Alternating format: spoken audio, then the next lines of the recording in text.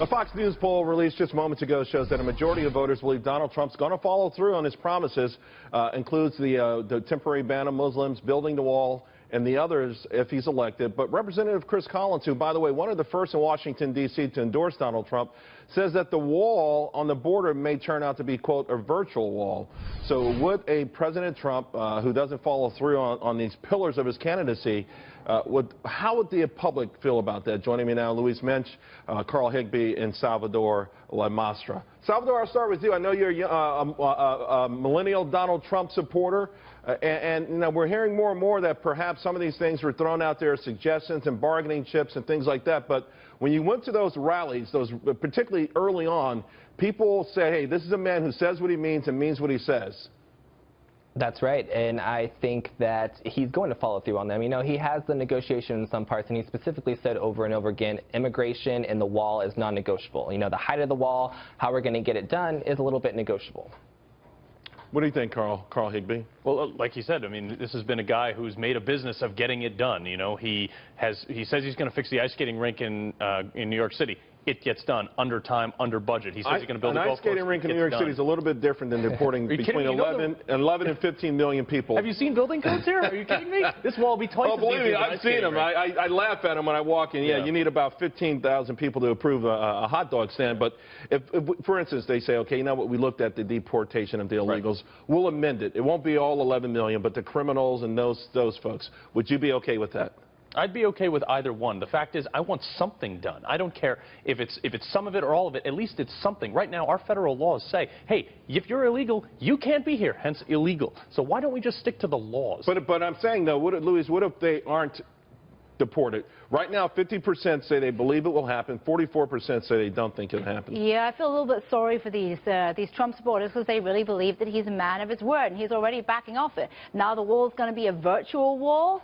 It's not going to actually happen. I mean, I am the least surprised person, Charles, in the planet, you know, to hear Donald Trump backing off these key campaign promises. He's trying to take out the trash before the convention in Cleveland and get ahead of the fact that he's going to back off every single key promise that he has made so far in the campaign. Well, I think the wall is low-hanging fruit. I've been calling for a wall myself, even though I'm not running for maybe 6 or 7 years.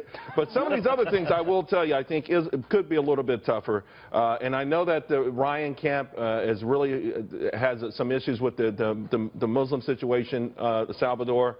And of course, the deportation thing, you know, I've seen some conservative think tanks say it's going to cost $600 billion.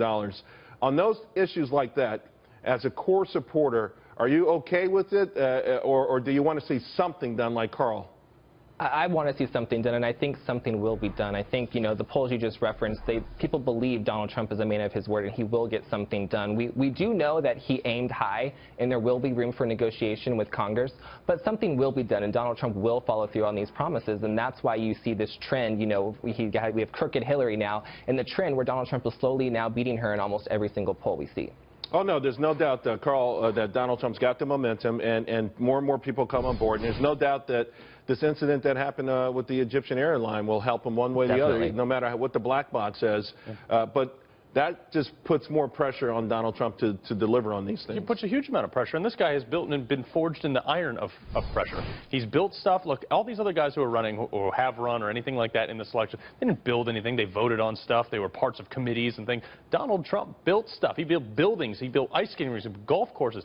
This is what he does. So guess what? Here's the pressure. He's going to thrive in it. What if Congress doesn't allow this to happen, Louise? I'll ask both of you guys. You know, somehow they block it, you know, because you need cooperation. It's not a one-man show down in D.C.